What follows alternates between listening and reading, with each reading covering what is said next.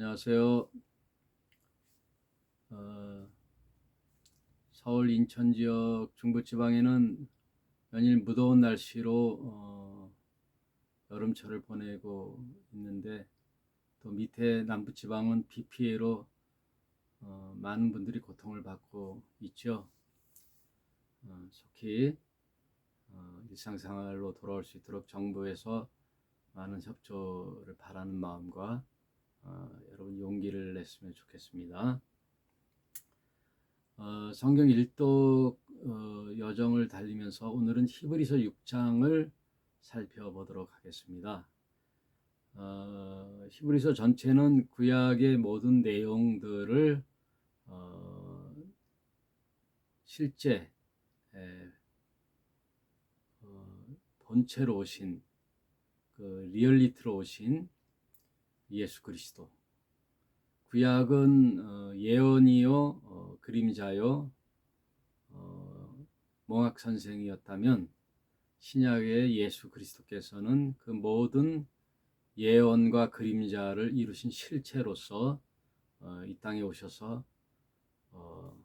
구원을 이루시고 하나님에게 합당한 제사를 드리시고 인류를 위하여 구원의 길을 열으신, 그리고 완성하신 예수 그리스도에 대한 성취, 그 이야기를 신약 성경에 펼쳐놨죠.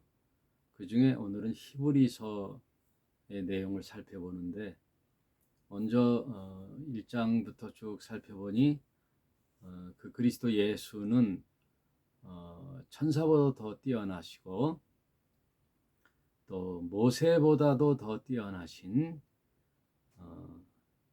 또 인류의 대제사장 되신 예수 그리스도를 비교하며 얘기하기를 아론보다 더 뛰어나신, 그 아론의 대제사장직을 수행하러 오셨지만 그분은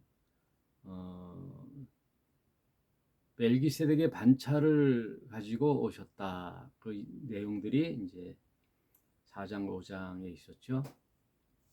그리고 오늘은 6장인데 그 내용들이 좀 어려워요. 그래서 난해 구절이라고 하죠. 6장을 한번 내용을 살펴보면서 성경 전체가 구속사적 섭리의 하나님의 계획이라면 그 계획을 이루시고자 예수께서 이 땅에 오셔서 하나님의 보내심을 완수하시고 또 오고 오는 세대에 진리의 말씀을 이루셔 구원을 완성케 하시는 성령의 일하심, 그것을 성경에 살펴보면서 우리 개인의 구원의 믿음과 또 교회에 해야 할 일들, 또 우리 신자들이 해야 할 일들, 이런 것들을 나눠보는 성경 일독 프로그램 속에 오늘 히브리서 6장을 살펴보도록 하겠습니다.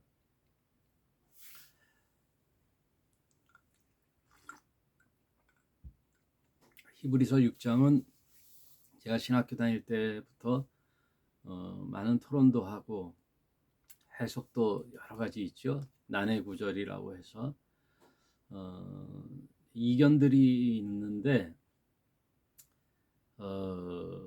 요한계시록에 보면은 또 거기도 난해 구절이 있죠.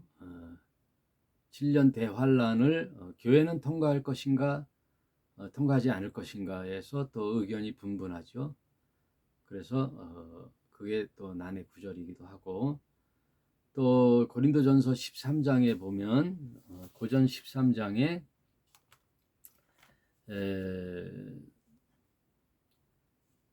13장 8절 사랑은 언제까지나 떨어지지 아니하나 예언도 패하고 방언도 그치고 지식도 패하리라. 성경은 예언의 말씀이죠. 예언이라는 것은 미래에 대한 예언도 있거니와 하나님의 말씀을 대언한다고 해서 예언하는 말도 있어요. 두 가지 의미가 있죠. 그 예언도 패하고 하나님의 예언 말씀이 패한다는 거예요. 그러면 방언도 그치고, 방언이라면은 창세기에 나오는 그 바벨탑 사건이 있었죠. 예, 그 홍수로 인하여 인류가 멸망한 것에 대한 트라우마를 인류들이 그 지혜를 짜서 이기고자 하나님이 또 홍수로 이 땅을 멸한다면은 우리 스스로 인간들이 서로 지혜를 모아 그 하나님의 재앙으로부터 벗어나 보자. 그것이 마귀적이요 사탄적이죠. 언제나 인류의 죄는 하나님에 대한 도전이에요. 하나님에 대한 불순종, 하나님에 대한 거역, 그리고 적극적으로는 하나님에 대한 대적. 그것은 마귀가 하는 짓이죠. 마귀의 대리인으로 인간이 그 마귀 수하에 들어갔죠. 네, 그래서 그 바벨탑을 쌓으면은 홍수가 와도 바벨탑 높은 곳에 하늘이 닿도록 그 트라우마를 이길 수 있겠다 싶어서 지혜를 짠 게 탑을 쌓는 거예요. 그러니 하나님께서 그 높은 탑을 쌓는 것에 대한 인간의 도전에 그 형별로서 언어를 흩어버리죠. 서로 소통이 안 되면은 그렇게 모의를 못 하잖아요. 그러니까 언어를 흩어버리는 거예요. 지금도 인류의 과학과 문명과 그 발달이 인류의 발전이 어떻게 보면은 최고의 그 문명의 척도를 빌딩으로 보잖아요. 어느 나라의 최고층을 질 수 있는가? 두바이에 가보면은 뭐 엄청난 하늘을 찌르는 빌딩이 질비하게 서 있고, 우리나라도 보면은 롯데 제2타워 보면은 거기만 우뚝 섰는데 저는 그걸 멀리서 보면 꼭 바벨탑 같더라고요. 그리고 뉴욕에 가면은 엄청난 빌딩들이 많죠. 그 빌딩의 높이가 그 나라의 기술 발전, 문명의 발전의 척도죠.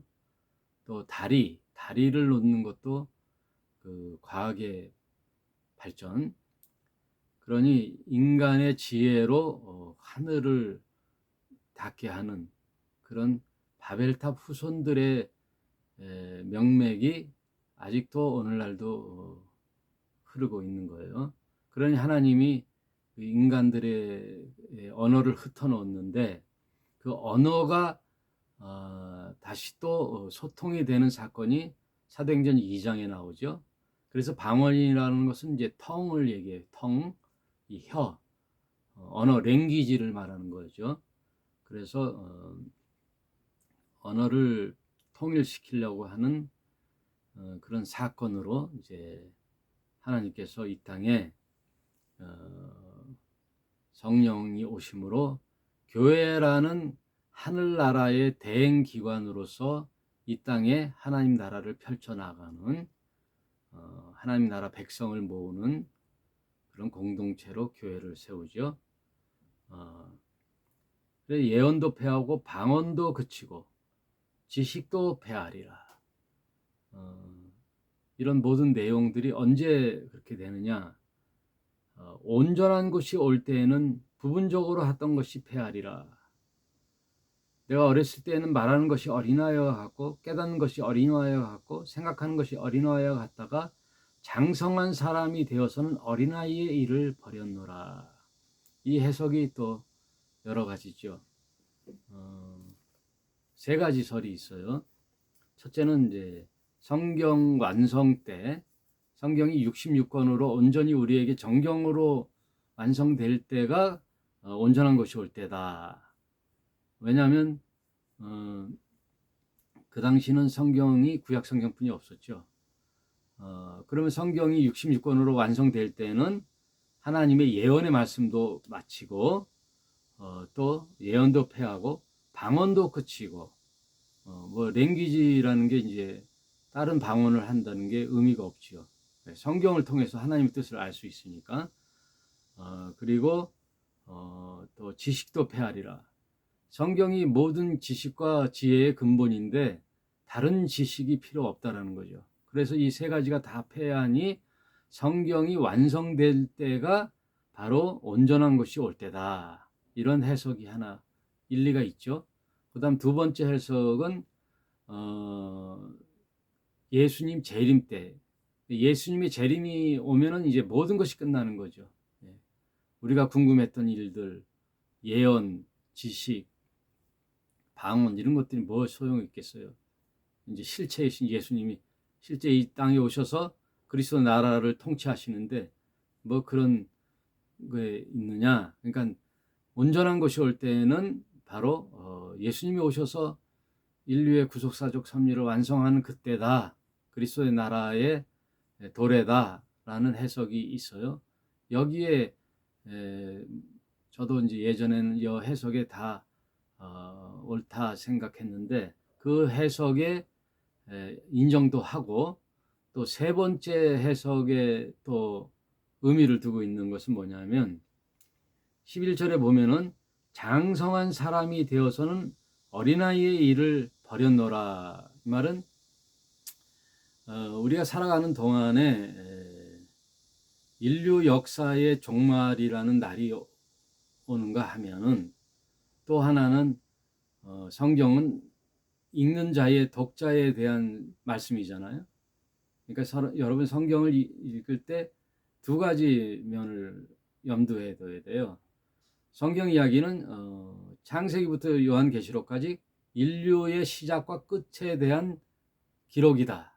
그것이 원래 전제되는 첫째 이유고, 그 다음 두 번째는 이 성경을 통하여 인류 역사의 구속사적 섭리를 이해하는 것으로 인류 역사에 대한 하나님의 계획을, 섭리를 알 수 있는 것과 더불어 성경의 모든 내용은 나에 대한 말씀이에요. 창세기 아담의 이야기는 곧 나에 대한 이야기예요. 인류 시작의 이야기인 동시에 아담은 저예요. 이걸 놓쳐서는 안 돼요. 그 다음 이스라엘이라는 나라가 등장하잖아요. 그럼 이스라엘은 인류 역사의 어느 시대에 등장하는 하나님 택한 백성이잖아요. 그걸 왜 택했느냐? 왜 선민 백성으로 삼았느냐? 그 이스라엘을 통하여 열방의 모든 나라에게 하나님이 택한 이스라엘 백성을 본받아 너희도 하나님을 섬기는 그런 나라가 되어라. 즉 열방의 통로로 삼은 이스라엘 백성인데, 그거는 하나의 이제 전 세계의 표본이요. 그 이스라엘은 곧 또 나에 대한 이야기예요. 이스라엘은 곧 나예요. 애굽이란 세상, 그 세상에서 불러내어 부르심을 받은 이스라엘, 즉 나, 세상에서 살다가 나 멋대로 살다가 내가 주인 되어 살았던 내 삶 속에 예수 그리스도의 부르심, 하나님의 부르심으로 하나님의 자녀가 되어 이제는 내가 주인 되어 사는 삶이 아니라 하나님이 나의 주인이 되고 예수 그리스도가 나의 주님이 되어 그의 말씀이 나의 삶의 모든 지침이 되고 기준이 되고 말씀이 나의 생명이 되어 순종하는 삶, 그 삶의 이야기, 이스라엘의 이야기가 곧 나에 대한 이야기거든요. 애굽에서 나와 광야를 거쳐 가나안에 들어가는 여정이 내 인생의 여정이란 말이에요. 그러니 성경 모든 얘기는 나에 관한 이야기예요. 이 말씀은 다른 누구의 말씀이 아니라 나를 향한 하나님의 말씀이라고. 그래서 내가 주님을 따르고 그 이야기, 이 성경은 이 두 가지 내용을 늘 마음에 두고 종말 역시 인류는 언젠가는 주님이 심판하러 오시는 그날이 있는 동시에 내 인생에 내가 지금 종말을 살고 있는 거예요. 내가 죽는 날이 이 세상의 종말이에요. 이 두 트랙 객관적인 인류 역사의 틀에 하나가 있고 주관적인 나의 인생에 대한 하나님의 말씀. 그래서 성경이 적용은 결국은 나에 대한 적용이란 말이에요. 그래서 온전한 것이 올 때에는 주님이 오시는 그날이기도 한 동시에 지금 내가 성경 말씀을 계속 묵상하고 이해하고 곱씹어 어린아이의 신앙에서 점점 성숙되어 그리스도의 장성한 분량에 이르기까지 내가 그런 믿음의 수준까지 올라가는 그날, 그날에는 지식도 패하고 예언도 패하고 방언도 패하는 그런 게 온단 말이에요. 내가 막 신앙을 시작할 때는 이런 것들이 중요했지만 이제는 장성한 분량에 이르면은 무엇으로 완성이 되느냐? 사랑으로 완성된다. 그 얘기예요. 오늘 히브리서 6장 해석하다가 고린도전서 13장을 해석하네. 여러분 그렇게 이건 너무나 중요한 말씀이기 때문에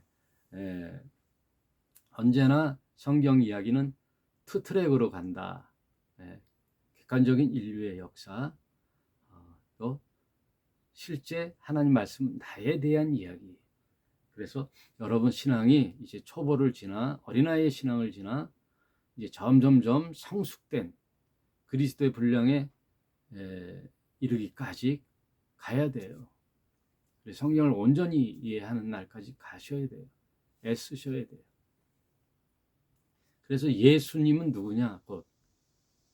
예수님은 곧 저예요. 나예요.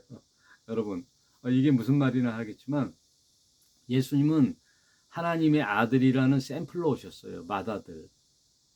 첫 열매. 많은 열매 중에 첫 열매예요. 역시 저도 열매가 돼야 되는 거예요. 어떤 길을 따라가야 돼요? 예수님의 길을 따라가는 작은 예수로 살아가는 거예요. 제가 많은 아들 중에 맏아들이 예수님이에요. 그래서 예수님은 나를 섬겨라 말씀하지 아니하시고 나를 따르라 이렇게 말씀하셨어요. 예수님은 나를 따르라 말씀하셨어요. 물론 부족하지요.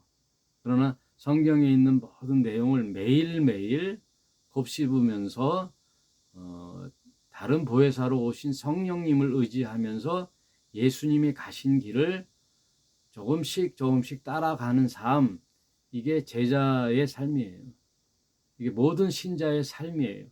예수님이 걸었던 진리의 길을 걸어가는 삶, 그것이 모든 신자의 삶이죠. 그럼 다시 6장으로 돌아가서 한번 이 난해 구절 중에 하나인데 여러분 요한계시록에 7년 대환란이 교회가 통과할 것인가 하는 난해 구절이라고 했죠. 저는 개인적으로 7년 환란이 있기 전에 교회는 하나님 부르신다. 예수께서 공중으로 부르신다. 그 환란 통과하지 않는 해석을 지지하고요. 그 다음 고린도전서 13장 금방 말씀드렸죠. 그 다음 6장 히브리서 6장이 난해 구절인데 왜 난해 구절인가 보면 6장 1절 그러므로 우리가 그리스도의 도의 초보를 버리고 죽은 행실을 회개함과 하나님께 대한 신앙과 세례들과 안수와 죽은 자의 부활과 영원한 심판에 관한 교훈의 터를 이런 교훈을 들었잖아요. 교회에 처음 입문해서 그리스도의 초보의 도를 닦고 세례를 받고 주님과 함께 동행하면서 여러 가지 진리의 말씀의 도를 배우고 익혀왔단 말이에요. 그래서 안수도 받고 부활의 내용과 영원한 심판에 대한 교훈을 받아 그 터 위에 다시 그 터는 예수 그리스도를 뜻하지요. 이 모든 신앙의 기초는 예수 그리스도란 말이에요. 근데 다시 닦지 말고 완전한 데 나아갈지니라. 장성한 분량에 이르라는 거예요. 예수 그리스도 터 위에. 그런데 3절 하나님께서 허락하시면 우리가 그것을 하리라.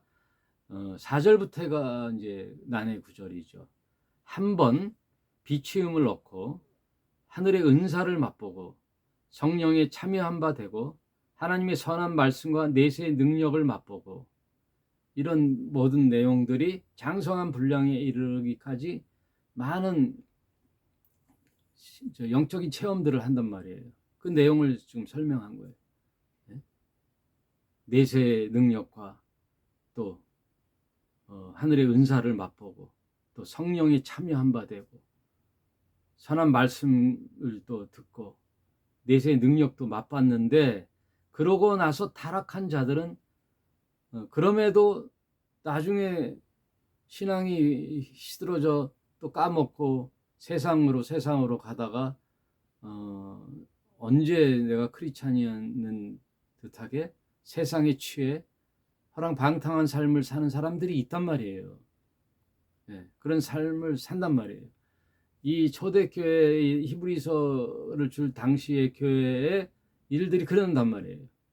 네? 그리스도의 터 위에 신앙을 이렇게 쌓아가서 많은 능력과 내세의 능력도 맛보고 성령에 참여한 바 됐다가 다시 그리스도의 초보로 돌아가는 예전으로 돌아가는 그런 일들이 번번이 일어났단 말이에요. 그럼 쉽게 말하면 뭐냐면은 복음으로 든든히 서가다 갑자기 이상한 그 다른 복음을 전하는 너희가 이방인으로 구원을 받았다 할지라도 크리스찬이 됐다 할지라도 우리 유대교의 유대인이 했던 할례를 받지 아니하면 너희들은 참 크리스찬이 아니다라고 그런 소리를 가짜 복음을 전하고 다니는 우리들이 상당히 많았단 말이에요. 개척교회 그 초대 교회 그냥 곳곳에 그런 걸로 분란을 일으켰단 말이에요. 그래서 바울이 소아시아 교회 편지 쓰는 내용들 보면은 그런 내용이 많아요. 갈라디아 교회도 보면 율법에 대한 도전. 그래서 할례를 받아야 된다. 그러니 바울이 얼마나 허탈하겠어요. 거기에 또 따라가고 추종하는 사람들이 많았으니까. 화가 엄청났죠, 바울이. 예. 그래서 표면적 유대인이 참 유대인이 아니요 이면적 유대인이야말로 참 이스라엘이다. 참 유대인이다 이거예요. 예? 겉으로 뭐 할례를 받았다고 참 크리스찬이 아니요. 내면에 심령의 할례를 받아 하나님과 함께 돌이켜 진심으로 진리의 삶을 살아가는 자가 참 유대인이지 참 크리스찬이지 육체의 할례를 받아야 되는 거냐 하면서 그걸 질타를 한 내용이 참 많아요. 바울의 편지 속에 보면 이 당시도 이게 아주 도전이 심각해서 한 번은 이 예루살렘의 교회 본교회에 모든 유력한 예수님의 제자들 바울 선교사들 또 베드로를 위시한 제자들이 다 유력한 자들이 모여 총회를 열었어요. 이 문제가 심각하다. 이 문제가 심각하다.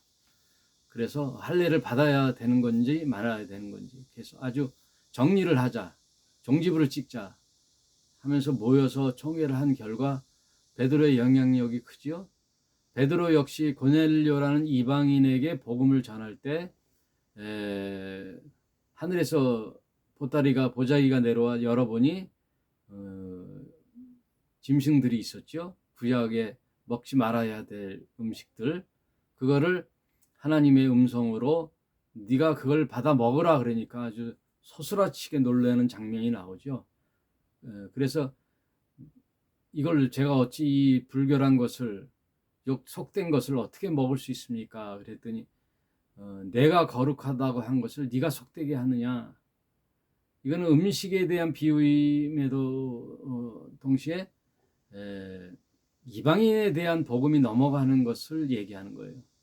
복음이 이스라엘에게서 유대인에게서 이방인으로 넘어가는 그 장면이기도 하죠. 그래서 이방인 고넬료 지방의 그 환상을 보고 베드로가 갔더니 거기에 성령이 임하는 사건을 체험하게 되잖아요. 그들도 성령을 세례를 받는 하나님의 자녀가 되는 온 집안이 성령을 받는 장면을 베드로가 체험했잖아요. 그럼에도 베드로와 다른 제자들은 특별히 유대인을 회심시키는 사역들을 했고 이방인에 대한 선교는 바울을 위시한 다른 이제 선교사들이 이제 했어요. 그래서 그게 극명하게 사도행전은 전반기 후반기로 나누는데 유대인을 대한 회심, 그다음 베드로의 사역이 이제 희미해지고 바울의 선교, 이방인에 대한 선교 사역이 펼쳐져 나가는 게 사도행전의 내용이잖아요. 그래서 다행히 예루살렘 총회의 결정은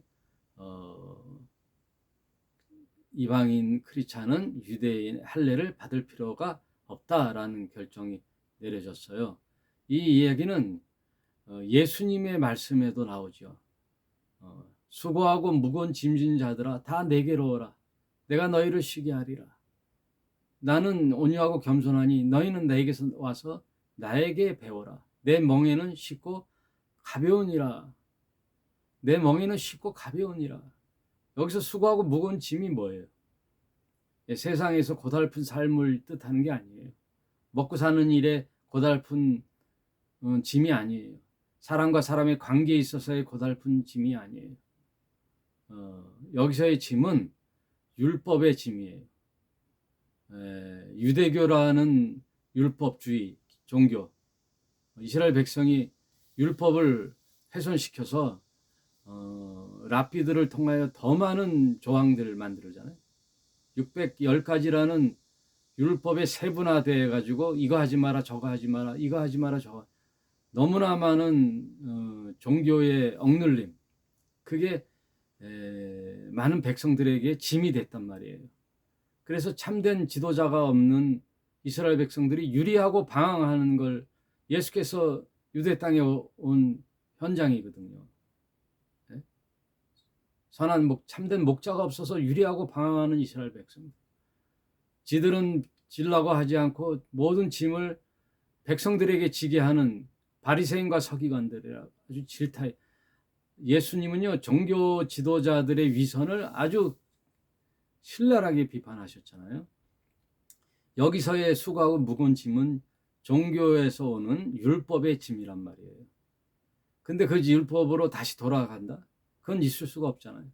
그거를 if라는 가정법을 써서, 이 영어 성경에 보면요 우리 한글 성경에 없는데 if라는 가정법을 쓴 거예요.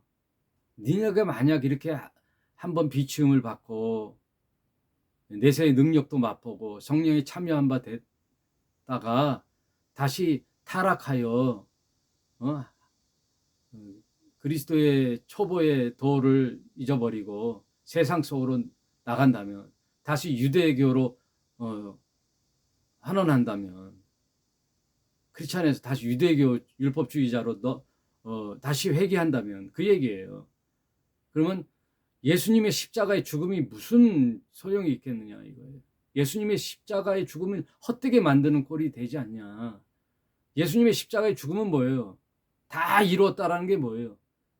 종교로부터의 자유거든요. 예? 억압으로부터의 자유.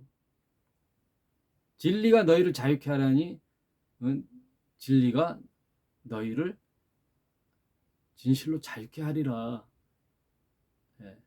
예수님의 십자가의 죽음은요 우리가 죄의 속량, 이 죄의 억눌림으로부터 자유를 주고 그 다음 어떤 종교주의로부터의 자유를 주는 거예요.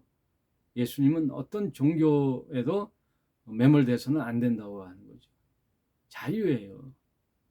유대교가 그렇게 했던 11조, 안식일, 안식일에는 이러지도 말고 저러지도 말고 오리도 이상 가지 말고, 계단에도 그 규정이 있잖아요. 엘리베이터 타지 말고, 그래서 걸어서 올라가는 거죠. 전등도 요즘은 전등도 옆 이웃에 와서 켜달라고 하니 율법을 610가지, 또 조항으로는 2134가지라는 아주 엄청난 조항을 만들어 이러지 말고 저러지 말고 엄청딸싹 못하게 하는 게 어떻게 자유를 주는 거예요. 안식을 주는 거예요. 안식을 다 빼앗아 버리는 거죠, 종교가. 이건 오늘날도 마찬가지예요. 종교가 모든 자유와 안식을 빼앗아 하는 거예요. 복음의 핵심은요, 자유와 안식이에요. 참 자유와 안식. 그래서 결국 우리에게 주는, 예수님께서 이 땅에 오셔서 그리스도의 나라가 오면 그때서야 비로소 참 안식과 참 평화가 오는 거예요. 참 자유가 오는 거예요. 그리스도의 나라가 오기까지 우리가 이미 그 나라를 살아가는 거예요. 천국은 참 안식을 주는 그 날을 기대하며 오늘도 그 날을 앞당겨서 사는 거예요. 아까도 말씀드렸죠. 내 살아가는 그 날이 인류의 마지막 날이요, 종말이요, 내 살아가는 이 일생이 성경에서 말하는 그 온전한 날이 오는 거예요. 성경은 다 내 얘기란 말이에요. 그러니 오늘날 내가 살아가는 내 일생 중에 참 안식이 있어야 되는 거예요. 참 자유가 있어야 되는 거예요. 그래서 예수님께서는 십자가에서 이루신 것이요, 죄에 대한 사함, 죄 용서, 대속 제물이 돼 죄값을 다 치르시고 우리에게 참 자유와 생명을 주셨죠. 죄는 사망인데 우리에게 부활이라는 새 생명을 주셨죠. 또 두 번째는 모든 이런 배후의 조종을 하는 원래 원인 제공자 사탄 마귀의 체제를 괴멸시키고 진멸하는 일을 하시죠. 예수님께서 이 땅에 오신 것은 마귀의 일들을 진멸하고 마귀를 소멸시키고 진멸하는 일에 예수께서 오셨단 말이에요. 또 세 번째, 모든 인간이 인간에게, 또 국가가 국가에게, 종교가 사람에게 하는 모든 억압으로부터의 자유예요. 남녀와의 억압, 가족 간에도 억압, 직장 간에서의 노사 간의 억압, 직장 상사와 부하 직원의 억압, 또 정치적인 억압, 또 모든 경제 소유자와 또 소유를 당하는 노동자들 간의 자유, 그런 억압으로부터의 자유예요. 모든 인간 세상 살아가는 모든 구조와 관계 속에서의 억압에서의 자유예요. 그러니까 남편이 아내가 남편을 억압할 수 없고, 어떠한 종교가 영매들이 신자들을 가스라이팅 억압할 수가 없어요. 전혀 그런 것부터의 자유예요. 하나님께서 가장 질타하시는 것이 자유로부터의 억압이에요. 그게 가장 심각한 것이 종교의 억압이거든요. 이 일을 하시기 위해 예수님께서 다 이루었다 하시는 거예요, 십자가에서.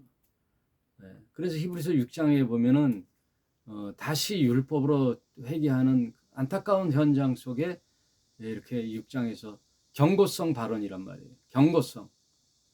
if라는 가정법을 써서 결국 뭐예요? 그러지 말아라는 얘기예요. 우리 부모님도 말을 안 듣는 자식이 집에 와서 아버지 잘못했어요, 어머니 잘못했어요, 이제 잘 살게요 하고 하다가 또 발동이 걸리면 또 속색이고 나가서 부모님 거역하고 지금 멋대로 살고 모든 잘못을 죄를 저지르는 그 상황 속에 부모님은 또 안타깝게 여기면서 말을 하죠.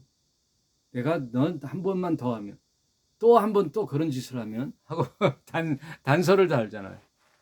만약이라는 뜻이요. 만약에 너 또 이런 짓을 범하면 나 이제 너 자식으로 안 본다. 호적에서 팥버린다. 다리 몽둥이를 부러뜨린다. 막 경고. 왜? 사랑하기 때문에. 사랑하는 자식에게 부모가 경책을 하고 훈계를 하지요. 예? 그러면서 하는 말이 한 번 또 라는 가정 또 이런다면은 이게 가정법이란 말이에요. 그러니 이 말에 문자로 완전히 얽매여 갔고요.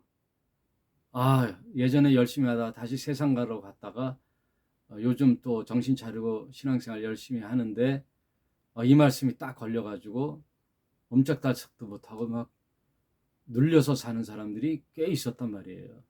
그래서 제가 신학교에 강의 나갈 때 한 전도사님이 저에게 상담도 이런 내용으로 했단 말이에요. 자기 내용을, 자기 삶을 쫙 얘기하면서 너무 힘들다고. 그래서 제가 이런 내용이 이런 뜻이다 했더니 말씀으로 자유를 얻는 거예요. 여러분, 말씀으로 자유를 얻는 거예요. 여러분, 이 말이라는 게 굉장히 무서워요. 세뇌를 당해요. 가스라이팅이 말로 하는 거예요. 예, 요번에 천만 유튜버 그 사람이 가스라이팅 당했잖아요. 막 폭력을 하고 꼼짝달싹도 못하고 모든 걸 착취당하는 거. 이 말이라는 게 그래요. 여러분, 이 전보러 가거나 무당이나 사이비 종교 교주들한테 가면요, 말로써 억압을 받아요. 가스라이팅. 이러면 심판을 받는다. 이런 벌을 받는다. 이러면 무슨 재앙이 온다. 큰 분란이 일어난다. 그러면요, 그 말에 딱 사로잡히는 거예요. 말에. 이게 가스라이팅이에요. 여러분, 말이라는 게 굉장히 무서운 거예요. 여러분, 이제 모든 것으로부터 자유하세요. 모든 억압으로부터의 자유. 모든 나를 이 복음과 진리의 말씀에서 벗어나 사람이 사람을 억압하거나 종교가 사람을 억압하거나 위계라는 것으로서 억압하는 것으로부터 자유를 얻어요. 자유예요.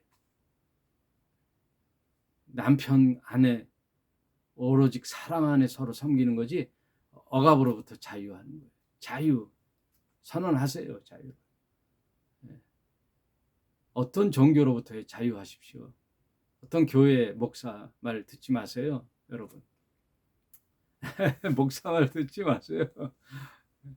자유하세요. 진리의 말씀으로. 복음이에요. 그게. 예수 그리스도의 십자가의 죽음은요, 이렇게 존귀하다고요. 누굴 이용하는 데 쓰면 안 된다는 거예요. 7번씩 70번이라도 용서하시는 예수님의 그 자애로우심, 모든 용서로부터의 회개하면 돌이키면 용서해 주시는 거예요. 70번씩 7번이라도 7번씩 70번이라도 주님이 용서하시고 속지 마십시오. 다른 또 저기에서 많이 속더라고요. 성령 해방죄. 성령을 거역하면 이 세상도 어느 세상에서도 죄가 용서 없다. 그럼 성령 해방죄는 뭐냐? 끝까지 성령님 하나님을 거역하는 걸 성령 해방죄라는 거예요. 끝까지 하나님을 반대하고 거역하고 그럼 끝날에는 어떻게 되는 거예요? 그건 죄 용서가 없는 거예요. 그러나 내 인생의 어느 순간에도 하나님 앞에 돌이키면 그게 100번이든 200번이든 마지막에 돌이키는 자는 다 용서함이 있는 거예요. 히브리서 6장 그 말에 가정법이고 그 내용을 알았죠? 알았으니 모든 것으로부터 자유하시고 그리고 성경 부분 성경 전체의 내용과 충돌할 때에는 그 본문을 잘 읽어보시고 성경 전체의 사상과 서로 비교해보고 예수님은 뭐라고 하셨는가를 서로 크로스 체크해서 그 부분을 해석해야 되는 거예요. 부분으로 성경 전체로 주장하면 안 되고 성경 전체의 내용과 의로우신 하나님 그리고 예수 그리스도의 말씀을 기준으로 다른 부분에 충돌된 부분을 재해석하는 그런 지혜가 있으셔야 돼요. 그래서 히브리서 6장은 그런 내용임을 아시고 언제나 하나님 말씀 무엇보다 의로우시고 좋으신 하나님 아버지 그리고 주 예수 그리스도 자유케 하시는 주님만을 바라보고 세상 그 누구의 말에 현혹되지 말고 성경 말씀만 의지하고 나가는 저와 여러분이 되시기를 주님의 이름으로 축원합니다. 오늘 여기까지 하겠습니다. 감사합니다.